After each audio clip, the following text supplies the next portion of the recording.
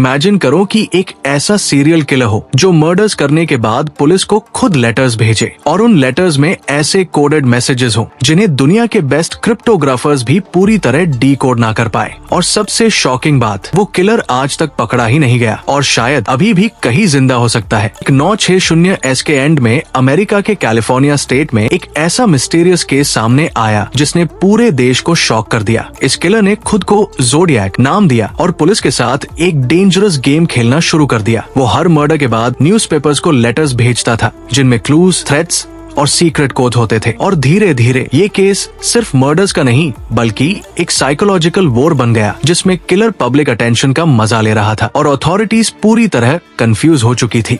एक 960S का America एक चेंजिंग फेज में था जहां सोसाइटी मॉडर्न हो रही थी लेकिन क्राइम रेट भी तेजी से बढ़ रहा था। इसी दौरान कैलिफोर्निया में कई अनएक्सप्लेन्ड मर्डर होने लगे जो शुरुआत में रैंडम लगते थे लेकिन जल्द ही एक पैटर्न सामने आया। विक्टिम्स ज्यादातर यंग कपल्स थे और अटैक्स आइसोलेटेड एरियाज में होते थे। लेकिन असली ट्विस्ट तब आया जब लोकल न्यूज़पेपर्स को हैंडरिटन लेटर्स मिलने लगे जिनमें किलर ने खुद अपनी क्राइम्स की रिस्पॉन्सिबिलिटी ली और खुद को ज़ोडिएक नाम से इंट्रोड्यूस किया। सबसे पहला कंफर्म्ड अटैक दिसंबर 1968 में हुआ जब एक कपल को गोली मार दी गई। इसके बाद जुलाई 1969 में फिर से एक सिमिलर अटैक हुआ लेकिन इस बार एक विक्टिम बच गया जिसने अटैकर का डिस्क्रिप्शन दिया। इसके कुछ ही दिनों बाद 3 न्यूज़पेपर्स को एक लेटर मिला जिसमें किलर ने क्लेम किया कि वही रिस्पॉन्सिबल है और उसने एक कोडेड मैसेज भी भेजा। उसने थ्रेटन किया कि अगर उसका मैसेज फ्रंट पेज पर पब्लिश नहीं किया गया तो वो और मर्डर्स करेगा। डर के कारण न्यूज़पेपर्स ने उसके कोड्स पब्लिश कर दिए। कुछ दिनों बाद एक स्कूल टीचर कपल ने उसका पहला साइफर डीकोड किया जिसमें लिखा था कि I like killing people because it is so much fun. इसके बाद ज़ोडिएक का कॉन्फिडेंस बढ़ता गया और उसने सैन फ्रांसिस्को में एक कैब ड्राइवर की हत्या कर दी। हर बार वो पुलिस को क्लूज देता लेकिन इतना कंफ्यूजिंग कि इन्वेस्टिगेशन और मुश्किल हो जाती।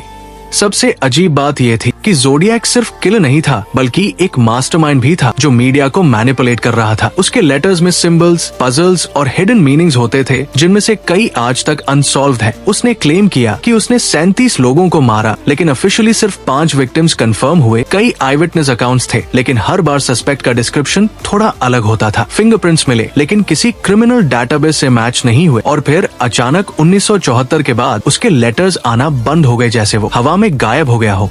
इस केस को लेकर कई थ्योरीज सामने आई हैं। कुछ लोग मानते हैं कि ज़ोडिएक एक हाईली इंटेलिजेंट इंडिविजुअल था जो क्रिप्टोग्राफी और साइकोलॉजी समझता था। कुछ थ्योरीज कहती है कि वो मिलिट्री बैकग्राउंड से हो सकता है क्योंकि उसके कोड्स बहुत एडवांस थे। एक सस्पेक्ट आर्थर ले एलन को सबसे ज्यादा सस्पेक्टेड माना गया लेकिन सॉलिड एविडेंस कभी नहीं मिला। कुछ एक्सपर्ट्स मानते हैं कि ज़ोडिएक एक नहीं बल्कि मल्टीपल पीपल भी हो सकते हैं। वही एक शॉकिंग थ्योरी ये भी कहती है कि शायद ज़ोडिएक पुलिस या इन्वेस्टिगेशन सिस्टम के अंदर का ही कोई व्यक्ति था जो हर कदम पहले से जानता था। ज़ोडिएक किलर का केस आज भी हिस्ट्री के सबसे चिलिंग अनसॉल्व्ड मिस्ट्रीज में से एक है। डेकेड्स बीत चुके हैं लेकिन उसकी आइडेंटिटी आज भी अननोन है। उसके कोडेड मैसेजेस अब भी एक्सपर्ट्स को चैलेंज करते हैं और हर कुछ सालों में कोई नया सस्पेक्ट सामने आता है लेकिन सच आज भी कहीं छुपा हुआ है। और सबसे डिस्टर्बिंग सवाल अब भी वही है, क्या ज़ोडिएक किलर सच में मर चुका है या फिर वो आज भी कहीं चुपचाप दुनिया को देख रहा है, waiting for the perfect moment